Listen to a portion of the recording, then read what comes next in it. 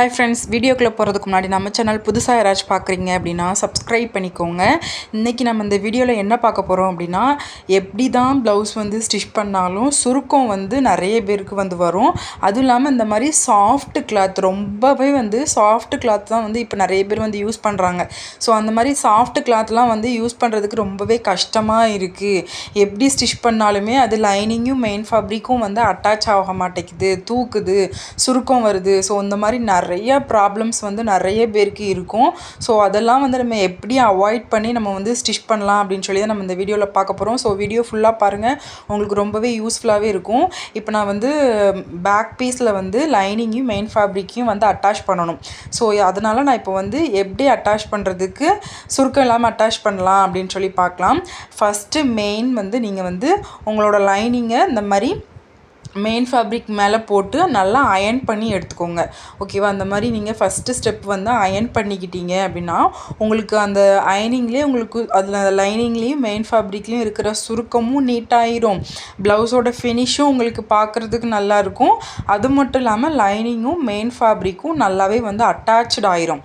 So அந்த ரெண்டுமே அந்த ஹீட்டில் நல்லா அட்டாச்டு ஆகிரும். ஸோ அந்த மாதிரி அட்டாச்டு ஆகும்போது உங்களுக்கு துணி அதிகமாக நகராது. அப்படி நகராமல் இருக்கும்போது உங்களுக்கு ஈஸியாக இருக்கும் ஸ்டிச் பண்ணுறதுக்கு. ஸோ இந்த மாதிரி நீங்கள் இந்த மாதிரி நீங்கள் அயன் பண்ணிக்கோங்க. ஸோ பாருங்கள், நான் இப்போ ஃப்ரண்ட்டு பேக் எல்லாமே அயன் பண்ணி வச்சுக்கிட்டேன். ஸோ இது பேசிக்காக நீங்கள் ட்ரை பண்ணி பார்க்கலாம், உங்களுக்கு ரொம்பவே ஒர்க் ஆகும். ஸோ இதில் இன்னொரு இது இருக்குது, நான் அது ட்ரை பண்ணல. ஸோ உங்களுக்கு அது என்ன அப்படின்னா, நீங்கள் இந்த மாதிரி மெயின் ஃபேப்ரிக்கையும் லைனிங்கையும் நீங்கள் உங்களோட அந்த எட்ஜஸ் இருக்கா, அந்த நெக்கோட எட்ஜஸ்ஸு, சைடு எட்ஜஸ்ஸு, கீழே உள்ள எட்ஜஸ்ஸு, இந்த எட்ஜஸ் எல்லாம் நீங்கள் ஃபேப்ரிக் க்ளூ லைட்டாக அப்ளை பண்ணி நீங்கள் ஒட்டி எடுத்துக்கலாம். ஸோ அந்த மாதிரி ஒட்டி எடுக்கும்போது நம்மளுக்கு கிளாத்து மெயின் ஃபேப்ரிக்கும் லைனிங்கும் நம்மளுக்கு அந்த நகராமல் ஒன்றாவே இருக்கும். ஸோ அது நான் ட்ரை பண்ணல, நீங்கள் அதையும் ட்ரை பண்ணி பாருங்கள். நெக்ஸ்ட்டு நம்ம இந்த மாதிரி ஸ்டிச் பண்ணும்போது பின் பண்ணிக்குவோங்க. ஓகேவா? நம்ம எந்த ஒரு ஃபேப்ரிக் ஸ்டிச் பண்ணும்போதும் நம்ம பின் பண்ணிக்குவோம். ஸோ இந்த மாதிரி சாஃப்ட் கிளாத் நீங்கள் ஸ்டிச் பண்ணுறீங்க அப்படின்னா உங்களோட ப்ளவுஸில் நீங்கள் எந்தெந்த இடத்துலலாம் உங்களுக்கு நகருமோ அந்தந்த இடத்துலலாம் நீங்கள் ஸ்டிச்சிங் பண்ணிக்கோங்க. அதாவது அந்த பின் பண்ணிக்கோங்க.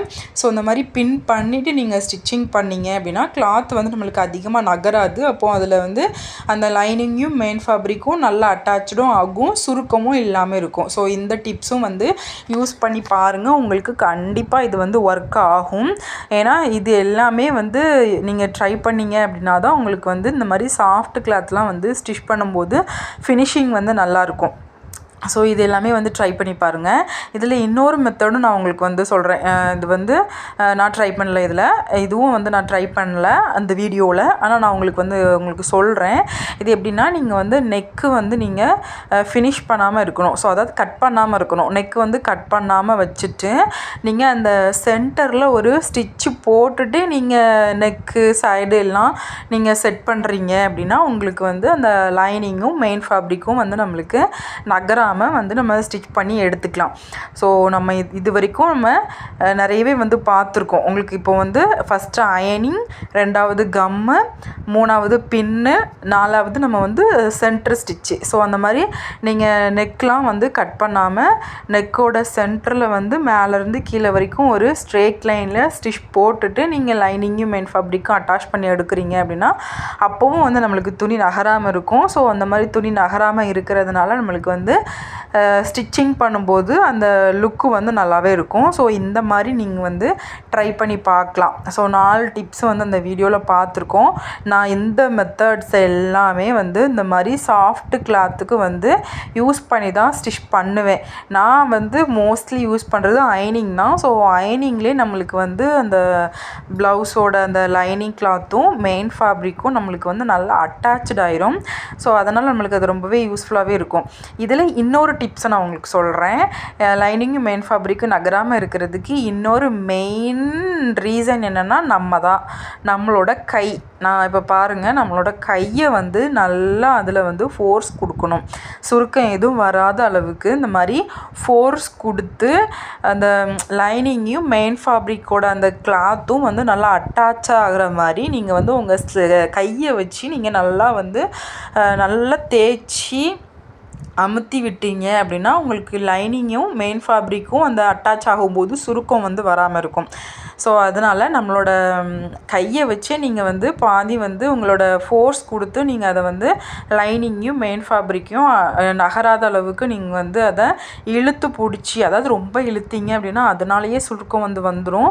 இழுக்கக்கூடாது, அதோட ஒரு அழுத்தம் கொடுக்கணும். அவங்களோட லைனிங்கும் மெயின் ஃபேப்ரிக் மேலேயே நீங்கள் ஒரு அழுத்தம் கொடுக்குறீங்க அப்படின்னா அந்த அழுத்தத்தினால நம்மளோட லைனிங்கும் மெயின் ஃபேப்ரிக்கும் வந்து நம்மளுக்கு நகராமல் கரெக்டாக அந்த ரெண்டுமே வந்து ஃபினிஷிங்காக நம்மளுக்கு வந்து ஸ்டிச் பண்ணி எடுத்துக்கலாம்.